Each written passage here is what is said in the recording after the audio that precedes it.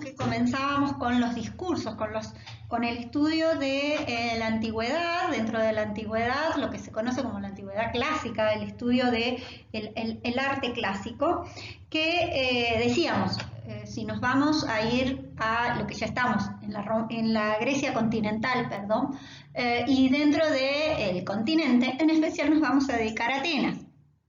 Y nos vamos a dedicar dentro de este periodo que dijimos, estuvimos trabajando lo que era este momento de esplendor del llamado arte minoico, podríamos decir, o otro momento de Micenas, luego un momento ya ligado al hierro, ligado a un gran desarrollo de orfebrería y de instalación de estos distintos grupos, y ya lo que se va a consolidar como, y que conocíamos como arte arcaico. Nosotros nos vamos a dedicar dentro de, para el estudio de la Grecia antigua, en especial a dos manifestaciones artísticas.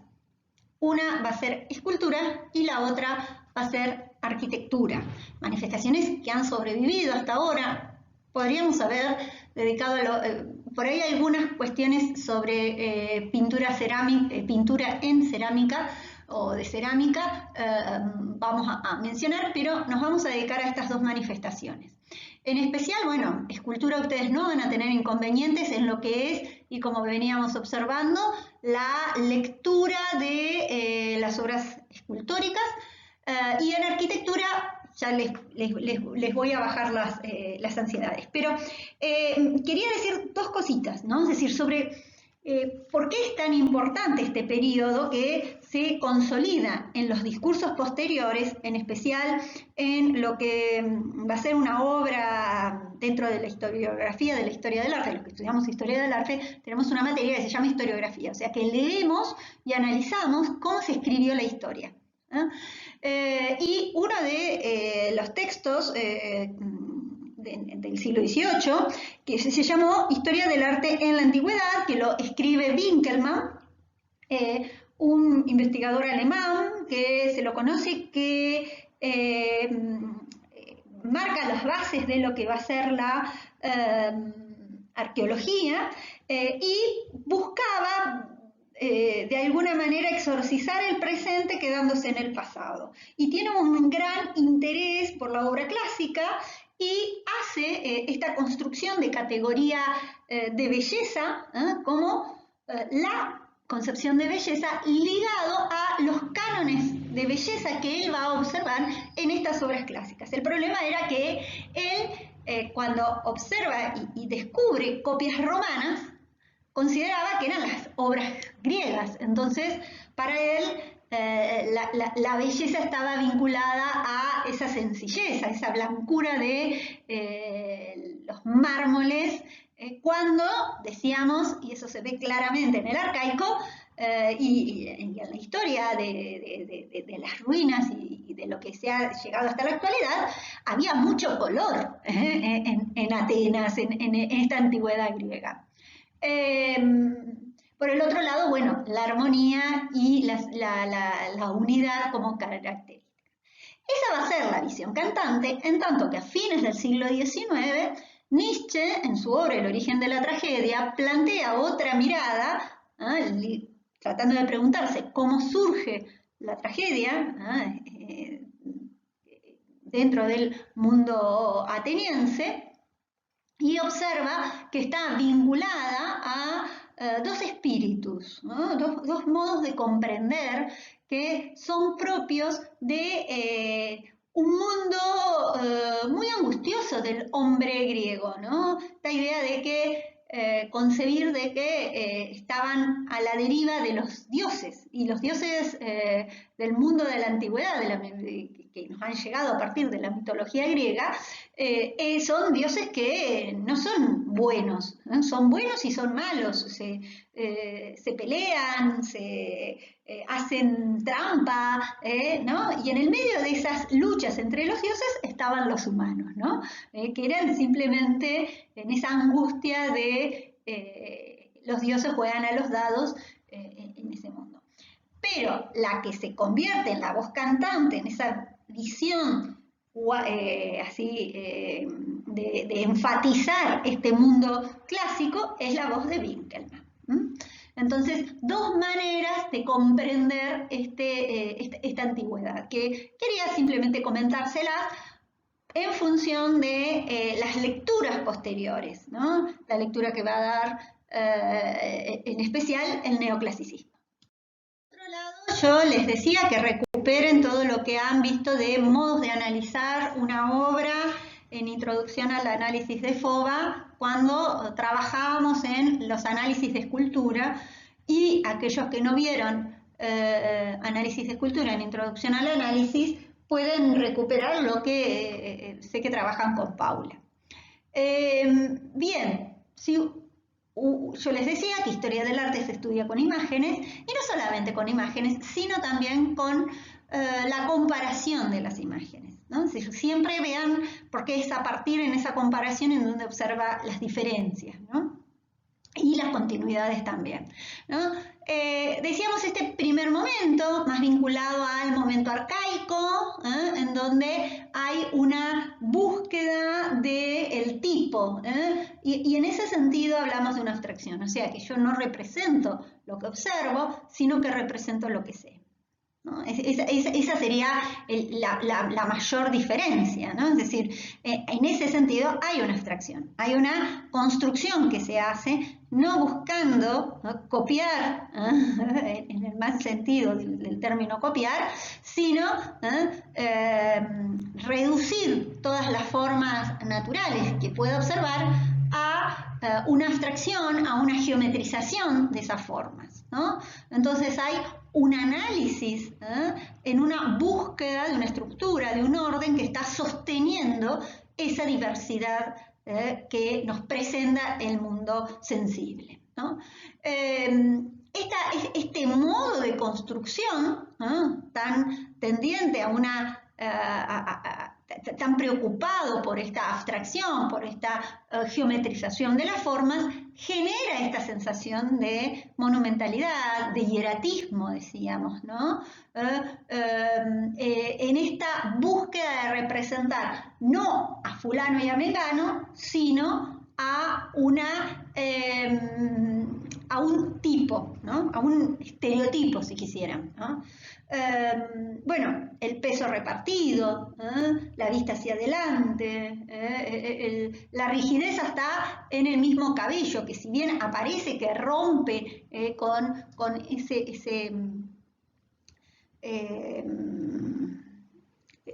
con el bloque, pero todavía está presente esa continuidad, fíjense, entre el cabello y el cuello, que es lo que entra a suceder, ¿no? Esa falta de aire entre el cabello y el cuello genera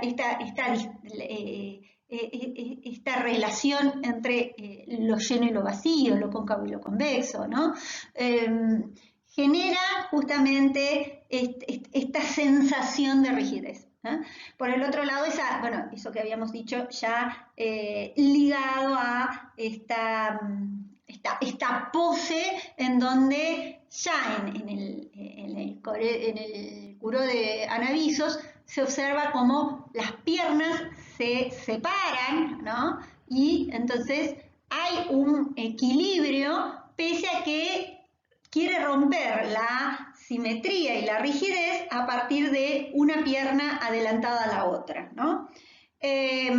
Bueno, el moscóforo, que yo les pido que después lo recuerden, porque esta imagen, es decir, fíjense qué sucede detrás con esa capa que envuelve y unifica toda la posición, lo rigidiza, la posición, es decir, la pose es la misma pose, digamos, de la cintura para abajo del Coré de Anavisos, nada más que en este caso, que también juega con un equilibrio, aparece llevando a esta ofrenda, ¿no? Entonces, esta búsqueda de formas típicas que se va a romper de a poco a partir de que vayamos avanzando hacia lo que sería el protoclásico y el clásico.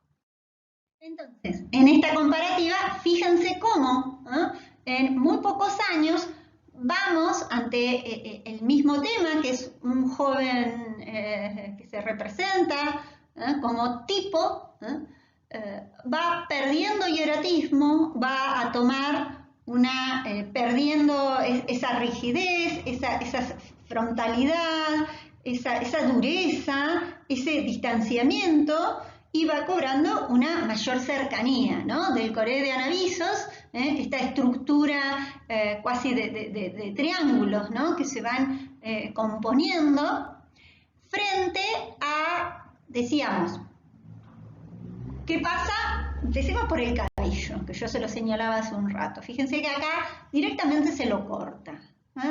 Que esté más allá de las modas, que permite formalmente que no tenga ese cabello como bloque que arma una continuidad y una ausencia de aire. Ahí saca, ahí domina el bloque y no la escultura, y no la forma, ¿no?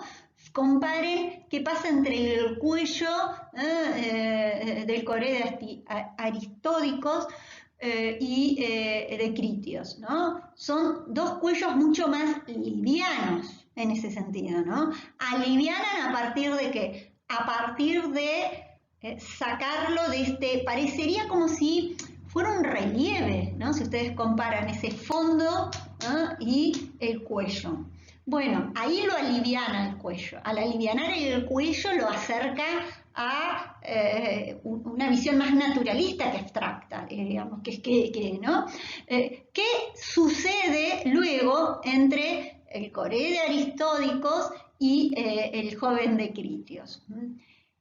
Rompe la frontalidad, fíjense, ¿no? El joven de Critios ya no mira hacia adelante, sino que tiene esa cabeza, tiene una leve inclinación, ¿no? Al inclinar la cabeza, al girar la cabeza, que permite observar eso, ¿no? Permite generar otro espacio virtual en donde rompe con ese hieratismo. ¿Qué más podríamos seguir analizando? Bueno, el torso estaría, diríamos, comparte, pese a que ya aparece una mayor cantidad de piel, podríamos decir, pero la gran diferencia que se observa es en la cadera, que si ustedes ven, que obviamente ahí hay un desbalance porque el torso es todavía arcaico y la base, esa cadera que está en contraposto, ya esa cadera está marcando una diferencia con la posición, ¿no? Es decir, ya hay una pierna sobre la que se descansa el peso y entonces marca ya no es una idealización, una forma idealizada, sino que busca jugar con el equilibrio. Y para que haya simetría no necesito jugar con una igualdad de pesos, sino que puedo empezar a jugar con otros elementos buscando esta simetría. Y el contraposto me genera y me permite esto que se llama equilibrio dinámico, ¿no? Fíjense qué sucede con las rodillas, que van acompañando este contraposto que rompe con esa frontalidad, ¿no? De esta manera, el eje del cuerpo ya deja de proyectar esa verticalidad que tan manifiesta en el mundo arcaico y ya empieza a manifestar una sinuosidad, empieza otra estructura compositiva que se va a acercar a la estructura compositiva de una S, podríamos decir, propia del mundo clásico, ¿no? Empieza a ganar reposo, empieza a ganar en sensaciones más naturalistas frente a lo que veníamos observando en el mundo arcaico. Voy a ser más breve, así miramos más imágenes. Bueno, entonces teníamos este joven de Critios, o el efebo de Critios, ¿no? El joven, este joven que habíamos dicho cómo se modifica este peinado, o sea, se acortan los cabellos, le da más libertad a ese cuello, ¿no? Pero, sin embargo, teníamos decíamos, una tensión en la posición que es totalmente forzada. Hagan el ejemplo, si estuviéramos en vivo y en directo, siempre los invito a que lo trabajen con su cuerpo. Párense y traten de generar un contraposto, es decir, generar una inclinación de la cadera. ¿Qué sucede con las rodillas? Pero ¿qué pasa con los hombros de ustedes? Si ustedes hacen esa experiencia, van a ver que inmediatamente el cuerpo tiende a los hombros a modificarlos, no los mantiene derechos, no los mantiene rígidos. Y aquí, por eso les puse esta obra, que es protoclásica, o sea, previa, ya los últimos, la previa al movimiento clásico, y una obra clásica, el Doríforo. Fíjense qué sucede. El Doríforo logra el contraposto finalmente, ¿no? ¿Qué sucede? Esta tensión en la cadera, la tensión en las rodillas, hasta ahí la veníamos bien, pero lo poco natural, esa idea de rigidez y de distanciamiento, tiene que ver con porque la cabeza tiene una leve inclinación, pero los hombros no están en sintonía con lo que está sucediendo en el resto del cuerpo. Entonces, esa tensión hace que la obra no me parezca creíble, no me parezca natural, no se me acerque. Hay toda este protoclásico, a mí me interesa señalarlo porque es importante ver cómo se llega a esta imagen clásica. El Doríforo ya es clásico, el efebo de Critios es protoclásico, ¿no? ¿Alcanzan a ver la diferencia entre una y otra? Y esto que decíamos, otras posiciones. Bueno, el auriga de Delfos es un bronce. Es una de las esculturas que se conservan a la fecha más antiguas, ¿no? Hasta acá veníamos viendo mucha copia romana, ¿no? Bueno, esta es una escultura en bronce que gracias a los dioses no fue hallada ¿cómo es esto? Y fundida, sino que es un bronce de tamaño natural, fíjense el gran tamaño. En esta posición probablemente haya sido una ofrenda votiva tras una carrera de carros.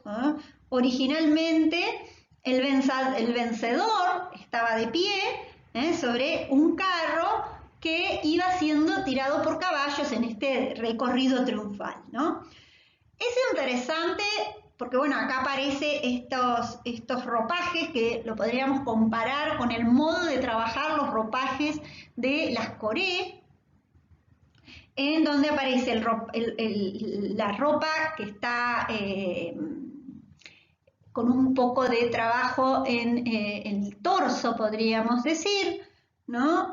Los pliegues tienen una caída que busca ya una cierta naturaleza, es decir, seguir ya no es la abstracción de lo que veo, no es el acomodar lo que veo, sino tratar de recuperar eso que veo, ¿no? El rostro, fíjense que, bueno, la cara tiene un cierto aire de solemnidad, ¿no?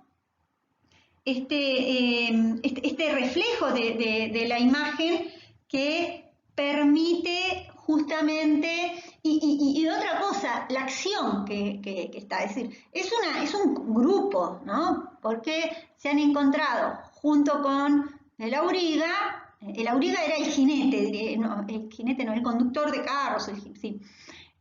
Los caballos que son, se han encontrado esos fragmentos. Ustedes ahí observan cómo está montado en el, o sea, ahí va llevando las riendas, ¿no? El abrir los brazos abre otro espacio, ¿no? Estos positivos y negativos que se generan, habilita otro espacio, rompe el bloque. Por el otro lado, fíjense qué pasa con las tensiones entre los brazos que van sosteniendo, las miradas. Ahí aparece un juego de ritmos y tensiones que también son interesantes de observar.